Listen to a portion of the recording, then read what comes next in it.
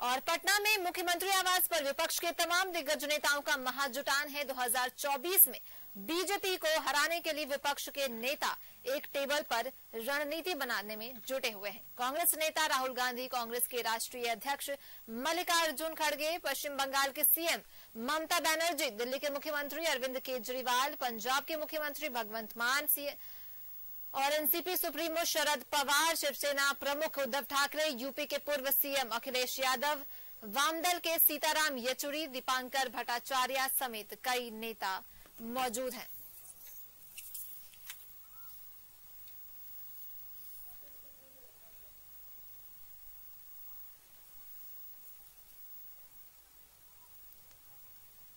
और बीजेपी को हराने के लिए रणनीति बनाई जा रही है। पटना में विपक्षी दलों का महाजुटान हो रहा है, जहां सभी विपक्षी दलों के बड़े चेहरे इस जमावड़े में दिख रहे हैं और बीजेपी के खिलाफ एकजुटता पर मंथन हो रहा है।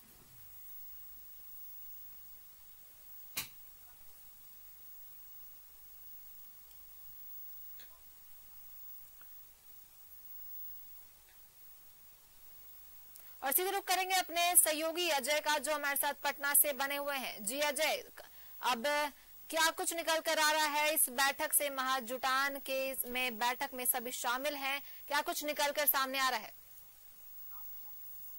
सोनाली, अब से थोड़ी देर पहले जो बैठक हुई है मुख्यमंत्री नीतीश कुमार के आवास पर, वो बैठक संपन्न हो गई। कई तरह की बातें निकलकर सामने आई। जो अब तक जानकारी है उसमें यह माना गया है कि नीतीश कुमार को बड़ी जिम्मेदारी दी गई है। उन्हें यूपीए संयोजक दल का नेता बनाया गया है। हालांकि महागठबंधन का फोल्डर का नाम क्या होगा ये बात की बात होगी, लेकिन अभी जानकारी ये है कि संयोजक बनाए गए हैं नीतीश कुमार। इस महागठबंधन का एक नया नाम भी देने की कोशिश होगी। और साथ ही इस वक्त हमारे साथ पटना के वरिष्ठ पत्रकार सुनील राज हैं। कई लेख इनका छपता है, दैनिक अखबार के वरिष्ठ संपादक हैं। सुनील जी, सबसे पहले ये जो पूरी बैठक हुई, इसका लबोलुआब आप क्या देखते हैं? क्या कोई नतीजा निकलकर सामने आ रहा है? अमित शाह ने कहा है कि ये गर्मी की छुट्टी थी, फोटो सेशन था। देखिए, बड़ी चीज है इस देश में विपक्ष को एक करना, और इस काम को कोई कर नहीं पा रहा था। ऐसे समय में नीतीश कुमार ने यह तय किया कि इस देश के विपक्ष को एकजुट करने के लिए उनको काम करना है, और उन्होंने ये काम शुरू भी किया। आज से लगभग 5-7 महीने पहले उनके जो प्रयास शुरू हुए, उसका फलाफल आज नजर आ रहा है कि इस राज्य में 5 मुख्यमंत्री, 5 पूर्व उप मुख्यमंत्री यहाँ पर आए हुए हैं। ये बता रहा है कि पूरे देश का विपक्ष जो है वो मोदी सरकार के खिलाफ एकजुट होकर के आने वाले 2024 के इलेक्शन के लिए सामने आना चाह रहा है। ये सबसे बड़ी चीज है, और नीतीश कुमार इस लोगों को जोड़ने में काफी हद तक सफल भी रहा है। सोनाली, देखिए, आज की बैठक से कोई बड़ा नतीजा निकल जाएगा, कोई रिजल्ट आएगा, इसकी संभावना पहले भी नहीं थी। सबसे बड़ा अचीवमेंट नीतीश कुमार के लिए ये है कि उन्होंने एक छत के नीचे अपोजिशन को बिठाने की कोशिश की। कहा जाता था कि तृणमूल कांग्रेस के लोग कांग्रेस के साथ नहीं बैठ सकते, लेफ्ट के लोग ममता बनर्जी के साथ नहीं बैठ सकते। सुनील जी, क्या यह अचीवमेंट के लिए नीतीश कुमार को बधाई नहीं दी जानी चाहिए कि एक छत के नीचे तमाम अपोजिशन के लोग बैठे? अब से पहले कहा जा रहा था कि बहुत ही मुश्किल है, इसमें आपस में एकता कैसे हो पाएगी। कम से कम मैसेज तो गया होगा कि हाँ, हम बैठ सकते हैं। बात की क्या बात होगी, वो बात की कहानी।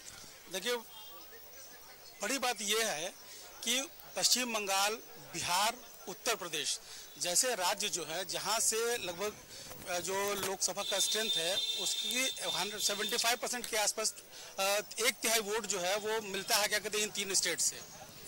नीतीश कुमार ने अपनी इस अभियान से 2 चीजें तो साबित कर दी है। पहली चीज ये थी कि जब भाजपा से संबंध समाप्त हुए, खराब हुए उनके, और उनको अलग होना पड़ा, और आरजेडी के साथ मिलकर के बिहार में महागठबंधन बना, उन्होंने एक मन बना लिया था कि देश की जो सरकार है उसके खिलाफ हमको एक अभियान शुरू करना है, पूरे देश के विपक्ष को एक छत के नीचे लाना है। एक जो सवाल मेरे मन में आ रहा है कि यूपीए संयोजक दल का यदि संयोजक बनाया गया कोऑर्डिनेटर नीतीश कुमार को, तो कहीं ऐसा तो नहीं कि उन पर इस्तीफे की दबाव पड़ेगी? एक कोने से आवाज यह भी आ रही है कि आरजेडी की कई नई रणनीति है कि वो तेजस्वी खुद नीतीश कुमार देश भर का दौरा करें? देखिए, बात ये है कि नीतीश कुमार उम्र के उस दौर में है और राजनीति के उस पड़ाव पर है, उनको भी लगता है कि इस देश को जोड़ने के लिए हमको कुछ करना है। इसलिए नीतीश कुमार की बड़ी अच्छी सोची समझी रणनीति है कि हम इस काम को कैसे करेंगे, और इसके लिए जो उनको समन्वयक की जिम्मेदारी दी गई है, ये काफी सोच समझ के समन्वयक की जिम्मेदारी उनको दी गई है। और अगर देश की सबसे बड़ी पार्टी जो है, जो सबसे पुरानी पार्टी रही है कांग्रेस, अगर वो चाहती है कि समन्वयक ना हो करके अगर नीतीश कुमार को जिम्मा मिले, तौर पर किया जाना चाहिए। जो चीज आज मुफ्ती मोहम्मद ने सवाल उठा दिया अरविंद केजरीवाल के, आपने 370 का आपका स्टैंड गलत था, क्या यह मंच सही था ऐसे मुद्दों को उठाने का? कहीं इससे मनभेद नहीं बढ़ेगा? देखिए, एक बात तो पहले समझ लेनी पड़ेगी, ये जो मंच था उसका सीधा एक ही मोटो था, एक ही मकसद था कि देश के विपक्ष को एकजुट करना है।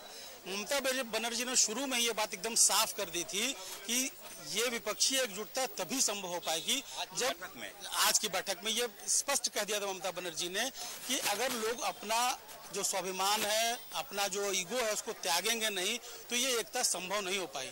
और भाजपा के लोग यही चाह रहे हैं कि ये विपक्षी एकता हो नहीं पाई। जिस तरह से एकजुट होकर के आज वो लोग शपथ ले रहे थे जेपी प्रतिमा के पास की विपक्षी एकजुटता के खिलाफ काम करना है, वैसी कंडीशन में यहाँ सबसे बड़ी चीज यही कि लोगों को अपना ईगो त्यागना पड़ेगा। ये मंच नहीं था जहाँ केजरीवाल ये बात कहें, और यहाँ ये मंच नहीं था जहाँ पर फारूक अब्दुल्ला। अंतिम सवाल सुनील जी आपसे, आप वरिष्ठ पत्रकार हैं, बिहार में तमाम लोग आपको फॉलो करते हैं, अब आगे क्या?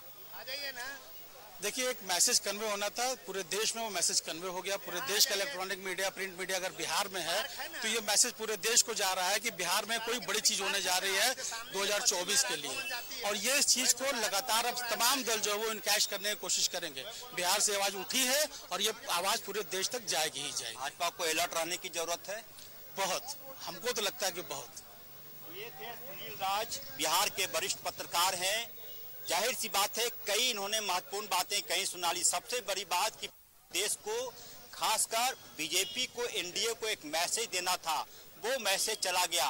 क्या आगे होता है, क्या आगे नहीं होता है, और मैं बार बार कह रहा हूं कि नीतीश कुमार को इस बात के लिए बधाई दी जानी चाहिए कि कम से कम उन्होंने अपोजिशन को एक छत के नीचे बिठाने में जो उनकी कोशिश थी वो कामयाब हुई। क्या ईगो था, क्या आगे नहीं बढ़ेंगी, ये बात की बात है, लेकिन यह तय मानकर चलिए कि यदि आज बैठक हुई है, ये पहली बैठक जरूर है, ये अंतिम बैठक नहीं है।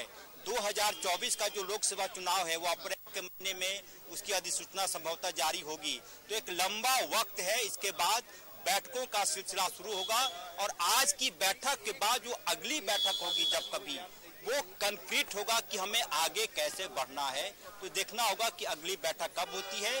बैठक कामयाबी वाली रही।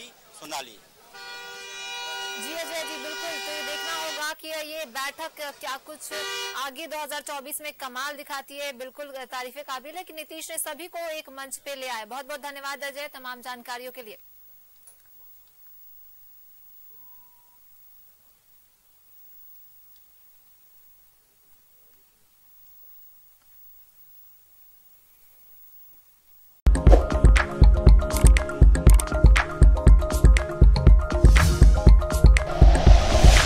Like and share videos, subscribe करें हमारा चैनल और प्रेस करें बेल आइकॉन। News 11 भारत, सच है तो दिखेगा।